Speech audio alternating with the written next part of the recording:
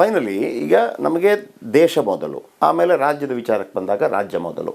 ನೀವೊಂದು ಮಾತನ್ನು ಹೇಳಿದ್ರಿ, ನಾವು ಏನಾದರೂ ಸರಿಪಡಿಸೋದಿದ್ದರೆ ಅದು 16ನೇ ಹಣಕಾಸು ಆಯೋಗದಲ್ಲಿ ಸರಿಪಡಿಸಬೇಕು ಅಂತೇಳಿ. ಒಂದು ವೇಳೆ ನಮಗೆ ನಾವು ಮನವರಿಕೆ ಮಾಡಿಕೊಟ್ಟು, ಇಲ್ಲ ನೋಡಿ ನಾವು ಜನಸಂಖ್ಯೆ ಕಡಿಮೆ ಮಾಡ್ಕೊಂಡಿದ್ದೀವಿ, ಜನಸಂಖ್ಯೆ ಜಾಸ್ತಿ ಆಗಿದೆ, ನೀವೆಲ್ಲ ಸವಲತ್ತುಗಳನ್ನು ವಾಪಸ್ ನಮ್ಗೆ ಕೊಡಬೇಕು ಅಂತಂದರೆ ಇರುವಂಥ ಏಕೈಕ ಮಾರ್ಗ ಯಾವುದು, ಯಾವಾಗ ಅದು ಬರುತ್ತೆ? ನೋಡಿ, ನಾನು GST ಕೌನ್ಸಿಲಲ್ಲಿಯೂ ಕೂಡ ಇದ್ದಾಗಲೂ ಕೂಡ ಹೇಳಿದೆ. ನಾನೇನು ಹೇಳಿದ್ದೆ ಅಂದರೆ, ಯಾವ ರಾಜ್ಯ ಸರ್ಕಾರ ಪರ್ಫಾರ್ಮೆನ್ಸ್ ಚೆನ್ನಾಗಿದೆ, ಟ್ಯಾಕ್ಸ್ ಎಫಿಷಿಯನ್ಸಿ ಚೆನ್ನಾಗಿದೆ, ಅಡ್ಮಿನಿಸ್ಟ್ರೇಷನ್ ಚೆನ್ನಾಗಿದೆ, ನೀವು ಯಾವ ರಾಜ್ಯದಲ್ಲಿ ಬಡತನ ಜಾಸ್ತಿ ಇದೆ ಅಲ್ಲಿ ಕೊಡೋದಕ್ಕೆ ನಮ್ಮ ತಕರಾರಿಲ್ಲ. ಆದರೆ if you can't reward the performing state, at least don't punish them. Okay, correct. So ಈಗೇನು 16ನೇ ಹಣಕಾಸಿನ ಮಾನದಂಡ ಮಾಡ್ತಾ ಇದ್ದಾರೆ, ಅದರಲ್ಲಿ tax effort, tax performance, revenue performance, ಅದು ಒಂದು ಅಂಶವನ್ನು ಇಟ್ಕೋಬೇಕು, ಒತ್ತಾಯ ಮಾಡಬೇಕು ನಾವು. ಅದು ಒತ್ತಾಯ ಮಾಡಿದಾಗ ಕರ್ನಾಟಕದ ಲಾಭ ಸಿಗ್ತದೆ. ಕರ್ನಾಟಕಕ್ಕೆ ನಮಗೆ ಯಾವ ಲಾಭ ಆಗುತ್ತೆ ಅನ್ನೋಂಥ ಅಂಶಗಳನ್ನು ರಾಜ್ಯ ಸರ್ಕಾರ ತನ್ನ ವಿಮೋಚನೆಯ ಜೊತೆಗೆ ವಿರೋಧ ಪಕ್ಷದ ಸಭೆಯನ್ನು ಕರೆದ್ರೆ ನಾವು ಕೆಲವು ಸಲಹೆಗಳನ್ನು ಕೊಡ್ತೀವಿ. ರಾಜ್ಯಹಿತ ದೃಷ್ಟಿಯಿಂದ ನಾವು ತಯಾರಿದ್ದೀವಿ, ಆ ಕೆಲಸ ನಾವು ಮಾಡ್ತೀವಿ. ಅವರು ತಗೊಳ್ಳಿ ಅದನ್ನು. ಓಕೆ, ಹಾಗಿದ್ರೆ ಬಸವರಾಜ ರಾಯರೆಡ್ಡಿ ಮಾಡಿದಂಥ ಆರೋಪದಲ್ಲಿ ಯಾವುದೇ ಹುರುಳಿಲ್ವ ನಿಮ್ಮ ಪ್ರಕಾರ? ಖಂಡಿತವಾಗಿಯೂ ಅದಕ್ಕೆ ರಿಪೋರ್ಟ್ ಕೊಟ್ಟ ಮೇಲೆ ಇನ್ನೇನು ಮಾತಾಡೋದಿರ್ತದೆ. ಓಕೆ, ಮತ್ತೊಂದು ಕಡೆ ದೇಶ ಒಡೆಯುವಂಥ ವಿಚಾರಗಳು ಕೂಡ ಬಂತು.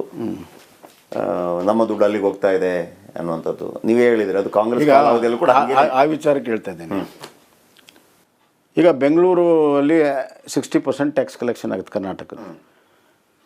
ಅಕಸ್ಮಾತ್ ಬೆಂಗಳೂರಿನವರು ನಮ್ದು 60% ಟ್ಯಾಕ್ಸ್ ಎಲ್ಲ 60% ಇಲ್ಲೇ ಖರ್ಚು ಮಾಡಿ ಅಂತಂದರೆ ಬೇರೆ ಕರ್ನಾಟಕ ಡೆವಲಪ್ ಆಗುತ್ತಾ?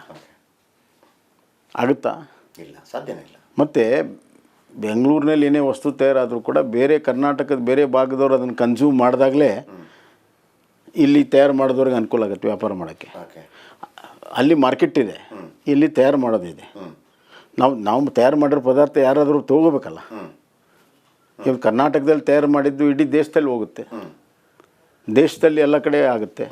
Just because the companies are registered year, ಆ ಟ್ಯಾಕ್ಸ್ ನಮ್ಮ ಅಕೌಂಟಿಗೆ ಬರ್ತದೆ. ಬಟ್ ಆ್ಯಕ್ಚುಲ್ ವ್ಯವಹಾರ ಉತ್ತರ ಪ್ರದೇಶದಲ್ಲಾಗಿರ್ಬೋದು, ಮಹಾರಾಷ್ಟ್ರಲ್ಲಾಗಿರ್ಬೋದು, ಮಹಾರಾಷ್ಟ್ರದ ಕರ್ನಾಟಕದಲ್ಲಿ ಆಗುತ್ತೆ, ಯು ಪಿದು.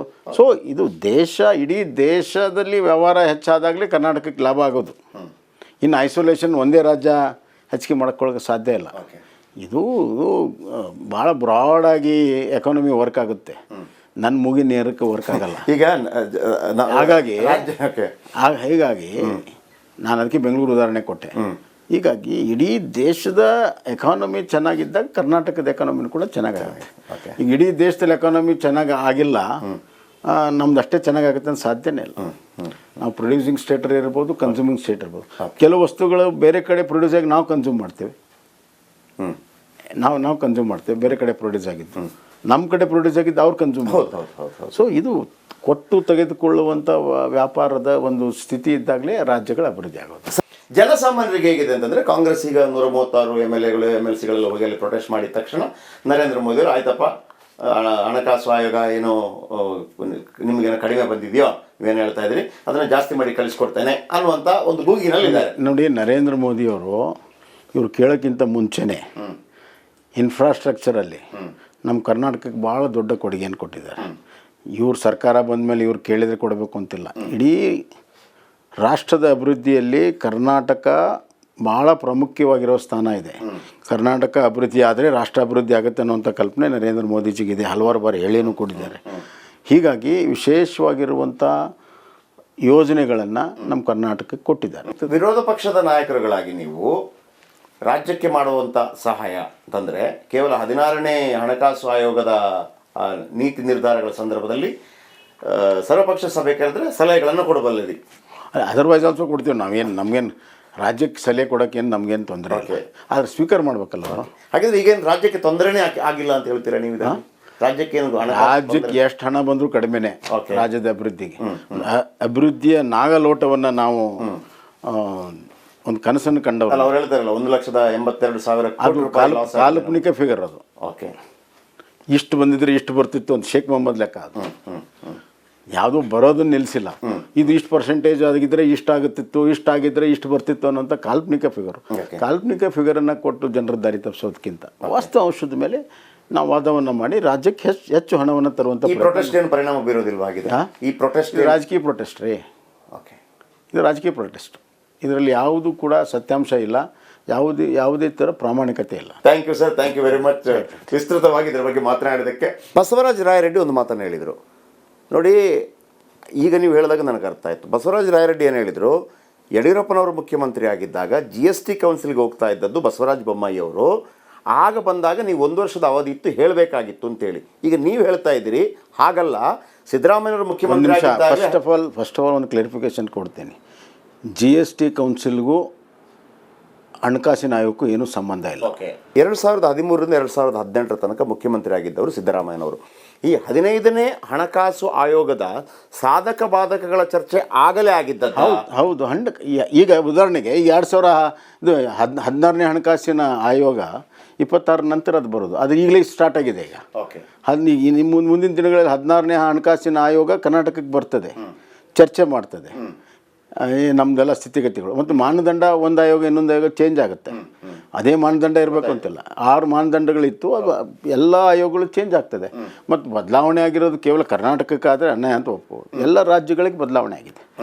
ಜನಸಂಖ್ಯೆ ಆಧಾರದ ಮೇಲೆ ಇನ್ನೊಂದು ಆಧಾರದ ಮೇಲೆ ಬದಲಾವಣೆ ಆಗಿದೆ. ಆದ್ದರಿಂದ ಇದು ಕಾಂಗ್ರೆಸ್ ಕಾಲದಿಂದ ನಡ್ಕೊಂಡು ಬಂದಿರುವಂಥದ್ದು, ಇದೇನು ಮೋದಿ ಬಂದ ಮೇಲೆ ಮಾಡಿರುವಂಥದ್ದಲ್ಲ. ಹಣಕಾಸಿನ ವ್ಯವಸ್ಥೆ ಇದೆಲ್ಲ ಸ್ವತಂತ್ರ ಬಂದ ತಕ್ಷಣವೇ ಸಂವಿಧಾನದಲ್ಲಿ ಹಾಕಿ ಮಾಡಿರುವಂಥದ್ದು. ಅದೇ ನಡೆದಿರೋದು. ಈಗ ಇವರು ಇನ್ನೊಂದು ವಿಷಯ ಎತ್ತಿದ್ರು, ಸೆಸ್ ಬಗ್ಗೆ. ನಮ್ಮ ಪೆಟ್ರೋಲ್ ಡೀಸೆಲ್ ಸೆಸ್ ಹೋಗುತ್ತೆ, ನಮ್ಗೆ ಬರೋಲ್ಲ ಅಂತ. ಇವ್ರು ದೊಡ್ಡದಾಗಿ ಅಡ್ವರ್ಟೈಸ್ಮೆಂಟ್ ಕೊಟ್ಟಾರೆ, ನಮ್ಮ ಟ್ಯಾಕ್ಸು ನಮ್ಮದು. ಕಾಂಗ್ರೆಸ್ ಸರ್ಕಾರದಾಗ ಸೆಸ್ ಇತ್ತಲ್ಲ, ಯಾಕೆ ಕೇಳಲಿಲ್ಲ ನೀವು? ಸೆಸ್ ಆವಾಗಿಂದ ಇದೆ, ಪೆಟ್ರೋಲಿಯಂ ಸೆಸ್ಸು ಡೀಸೆಲ್ ಸೆಸ್ ಆವತ್ತಿಂದ ಇದೆ. ಯಾಕೆ ಕೇಳಿಲ್ಲ ನೀವು? ನೀವು ಮುಖ್ಯಮಂತ್ರಿ ಇದ್ರಿ ಸಿದ್ದರಾಮಯ್ಯವರೇ, UPA ಸರ್ಕಾರ ಇತ್ತು ಮನಮೋಹನ್ ಸಿಂಗು, ಅವಾಗ ಹೇಳ್ಬೋದಾಗಿತ್ತಲ್ಲ ಸೆಸ್ ತೆಗೀರಿ ಅಂತ. ಯಾಕೆ ನೀವು ಕೇಳಲಿಲ್ಲ? ಈಗ ನೀವು ರಾಜಕೀಯ ಸಲುವಾಗಿ ಕೇಳ್ತಿರುವಂಥದ್ದು. ಹಾಗಾದರೆ ಆಡಳಿತಾರೂಢವಾಗಿರುವಂಥ ಒಂದು ಪಕ್ಷ ಏನಾದರೂ ನಿರ್ಧಾರ ರಾಜ್ಯಕ್ಕಾದರೂ ಕೈಗೊಳ್ಳಲೇಬೇಕಲ್ವಾ? ಅಲ್ಲ, ನೀವು ಆಡಳಿತದಾಗ ಯಾಕೆ ಕೈಗೊಳ್ಳಿಲ್ಲ ಅಂತ ನಾನು ಕೇಳ್ತಿರೋದು. ಯಾಕಂದರೆ ನಿಮ್ಮ ಸರ್ಕಾರ ಇತ್ತಲ್ಲ ಮೇಲೆ. ಸೊ ಇದು ಕೇವಲ ರಾಜಕಾರಣಕ್ಕಾಗಿ ಇದನ್ನು ಮಾಡ್ತಾ ಇದ್ದಾರೆ ಹೊರತಾಗಿ ಇನ್ನೊಂದಲ್ಲ. ಬಟ್ ಅವ್ರು ಹೇಳ್ತಾರೆ ಆಗ ಬಜೆಟು ಕಡಿಮೆ ಇತ್ತು, 14ರಲ್ಲಿ 15 ಲಕ್ಷ ಕೋಟಿ ಇತ್ತು, ಈಗ 45 ಲಕ್ಷ ಕೋಟಿ ಬಜೆಟ್ ಇದೆ, ದೊಡ್ಡದಾಗಿದೆ. ಬಜೆಟ್ ದೊಡ್ಡದಾಗಿದೆ, ಆಗ ಬರಲೇಬೇಕಲ್ವ? ಅಲ್ಲಲ್ಲ, ಬಜೆಟ್ ದೊಡ್ಡದಾದರೂ ಕೂಡ ನೀವು ಅಲ್ಲಿ ಡೆವಲ್ಯೂಷನ್ ಆಫ್ ಫಂಡ್ ಮಾನದಂಡ ನೀವು ಹೆಚ್ಚಿಗೆ ಮಾಡ್ತಿದ್ರಿಲ್ಲ, ಬರೋದಲ್ಲ. ಇಷ್ಟು ಹೆಚ್ಚಿಗೆ ಬಂದಿದೆ ಅಲ್ಲ. ನಾನೊಂದು ಸರಳ ಪ್ರಶ್ನೆ ಕೇಳ್ತೀನಿ. ಈಗ ಇವರು ಹೋರಾಟ ಮಾಡ್ತಾ ಇದ್ದಾರಲ್ವಾ, ಇದರಿಂದ 15ನೇ ಹಣಕಾಸು ಆಯೋಗ ಏನು ಇಲ್ಲಿ ತನಕ ಕೊಡುವಂಥದ್ದು 26 ತನಕ ಆಲ್ರೆಡಿ ಅದಕ್ಕೆ ಸ್ಯಾಂಕ್ಷನ್ ಅಂತ ಆಗಿದೆ, ಫಿಕ್ಸ್ ಆಗಿದೆ. ಅದರಲ್ಲಿ ಬದಲಾವಣೆ ಮಾಡೋದಕ್ಕೆ ಅವಕಾಶ ಇದೆಯಾ? ಇಲ್ಲ, ಬದಲಾವಣೆ ಮಾಡೋಕ್ಕೆ ಅವಕಾಶನೇ ಇಲ್ಲ. ಹಾಗಿದ್ರೆ ನಾವು ಸರಿ ಮಾಡಬೇಕು ಅಂತಂದರೆ 16ನೇ ಹಣಕಾಸು ಆಯೋಗದ 16ನೇ ಹಣಕಾಸಿನಲ್ಲಿ ಸರಿಯಾಗಿ ಪ್ರತಿಪಾದನೆ ಮಾಡಬೇಕು. ಇವ್ರದ್ದೇ ಜವಾಬ್ದಾರಿ. ಹಾಗಿದ್ರೆ ಇವರು ಎಷ್ಟೇ ಪ್ರಯತ್ನ ಪಟ್ಟರು, ಏನೇ ಪ್ರಯತ್ನ ಪಟ್ಟರು ಕೂಡ ಸರಿಯಾಗೋ ಚಾನ್ಸೇ ಇಲ್ಲ ಇಲ್ಲಿ. ಯಾಕಂದರೆ ಆಲ್ ಇಂಡಿಯಾ ಲೆವೆಲಲ್ಲಿ ಎಲ್ಲ ರಾಜ್ಯಗಳಿಗೆ ಹೊಂದಿಸಿರ್ತಾರೆ. ಯಾವುದೋ ಒಂದು ರಾಜ್ಯ ಹೆಚ್ಚು ಮಾಡೋದು ಕಮ್ಮಿ ಮಾಡುವಂಥ ಅಧಿಕಾರ ಕೇಂದ್ರ ಸರ್ಕಾರಕ್ಕೆ ಇಲ್ಲವೇ ಇಲ್ಲ. ಮತ್ತು ಯಾಕೆ ಮಾಡಿದ್ರು ಅಂತ ನಿಮಗೆ ಅನಿಸುತ್ತೆ? ಈಗ ಏನೂ ಇದರಿಂದ ಲಾಭ ಆಗೋದಿಲ್ಲ. ಒಂದು ವೇಳೆ ಕಡಿಮೆ ಆಗಿದ್ದರೂ ಕೂಡ 16ನೇ ಹಣಕಾಸು ಆಯೋಗ ಏನು ಬೇರೆ ಬೇರೆ ಸ್ಟೇಟ್ಗಳಿಗೆ ಬರುತ್ತೆ, ಬೆಂಗಳೂರಿಗೂ ಬರುತ್ತೆ, ಕಡಿಮೆ ಆಗಿಲ್ಲ. ಸಂದರ್ಭದಲ್ಲಿ ಹೇಳಬೇಕು ಅನ್ನೋದು ಬಿಟ್ಟರೆ ಈ ಟೈಮನ್ನು ಯಾಕೆ ತಗೊಂಡ್ರು? ಲೋಕಸಭಾ ಎಲೆಕ್ಷನ್ ಒಂದು. ಎರಡನೇದ್ದು ಇವ್ರ ಹಣಕಾಸಿನ ನಿರ್ವಹಣೆ ಸಂಪೂರ್ಣವಾಗಿ ವಿಫಲ ಆಗಿದ್ದಾರೆ. ನೋಡಿ, ಈ 8-9 ತಿಂಗಳಾಯಿತು, ಬರಗಾಲ ಬಂದಿದೆ. ಒಂದು ಚಿಕ್ಕ ಕಾಸು ರಾಜ್ಯ ಸರ್ಕಾರದಿಂದ ಬಿಡುಗಡೆ ಮಾಡಿಲ್ಲ. ಕೇಂದ್ರ ಕಡೆ ಬಟ್ ಮಾಡಿ ತೋರಿಸ್ತಾರೆ. ನಮ್ಮ ಕಾಲದಲ್ಲಿ ಪ್ರಭಾವ ಆಯಿತು, ಯಡಿಯೂರಪ್ಪನವ್ರ ಕಾಲದಲ್ಲಿ, ನಮ್ಮ ಕಾಲದಲ್ಲಿ ನಾವೇನು ಮೇಲೆ ನೋಡಲಿಲ್ಲ. 2021ರಲ್ಲಿ ನೀವು ಹೇಳಬೇಕಿತ್ತೋ, ಯಡಿಯೂರಪ್ಪನವರು ಮತ್ತು ನೀವು ಹೇಳಬೇಕಿತ್ತೋ, ಅಥವಾ 2014-15ರಲ್ಲಿ ಆ ಸಂದರ್ಭದಲ್ಲಿ ಅವರು ಹೇಳಬೇಕಿತ್ತೋ? ಇದೆಲ್ಲ ಕ್ಯಾಲ್ಕುಲೇಷನ್ನು, ಜನಸಂಖ್ಯೆ, ಇದು ಎಲ್ಲ ಬಿಫೋರ್ ಫೈನಲ್ ರಿಪೋರ್ಟ್ ಕೊಡೋಕ್ಕಿಂತ ಮುಂಚೆ ಅಸೆಸ್ಮೆಂಟ್ ಆಗುತ್ತೆ. ಒಮ್ಮೆ ರಿಪೋರ್ಟ್ ಕೊಟ್ಟ ಮೇಲೆ ಯಾವ ಅಸೆಸ್ಮೆಂಟ್ ಆಗಲ್ಲ, ಏನು ಬದಲಾವಣೆ ಆಗಲ್ಲ. ಅಸೆಸ್ಮೆಂಟ್ ಆಗಿದ್ದು ಯಾವ ವರ್ಷ? ಅದೇ 15, 16, 17ನೇ ಇಸ್ವಿಯಲ್ಲಿ ಅಸೆಸ್ಮೆಂಟ್ ಆಗಿರೋದು. ಅವ್ರು ಮುಖ್ಯಮಂತ್ರಿ ಇದ್ದರು. ಮತ್ತು ಬಸವರಾಜ ರಾಯರೆಡ್ಡಿ ಅವರು 21ರಲ್ಲಿ ಬಸವರಾಜ ಬೊಮ್ಮಾಯಿ ಹೋಗಲಿಲ್ಲ ಅಂತ ನಿಮ್ಮ ಮೇಲೆ ಆರೋಪ ಮಾಡ್ತಾರಲ್ಲ, ಅವ್ರು ತಪ್ಪು ಆರೋಪಗಳನ್ನು ಮಾಡ್ತಾರೆ. ಇವತ್ತು ವರದಿ ಕೊಟ್ಟ ಮೇಲೆ ನೀವು ಹೋಗಲಿಲ್ಲ ಅಂದರೆ ಅರ್ಥ ಏನಿದೆ? ವರದಿ ಕೊಟ್ಟಿರುವಂಥದ್ದು ಸಮ್ಮಿಶ್ರ ಸರ್ಕಾರ ಕಾಲದಲ್ಲಿ. ಮತ್ತು ಸಿದ್ದರಾಮಯ್ಯವರು ಆ ಸಮ್ಮಿಶ್ರ ಸರ್ಕಾರದ ಮುಖ್ಯಸ್ಥರಿದ್ದರು. ಅವತ್ತಾದರೂ ತೆಗಿಬೋದಾಗಿತ್ತು. ವರದಿ ಕೊಟ್ಟ ಮೇಲೆ ಏನು ಮಾಡ್ತೀರಿ?